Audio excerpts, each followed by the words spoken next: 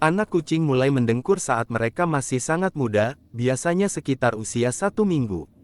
Purring pertama kali terjadi saat mereka sedang menyusui dan merasa nyaman dekat dengan induknya. Ini adalah salah satu cara mereka berkomunikasi dengan induknya dan menunjukkan bahwa mereka merasa aman dan puas. Mendengkur juga bisa menjadi tanda ikatan emosional antara anak kucing dan induknya, serta cara anak kucing menenangkan diri.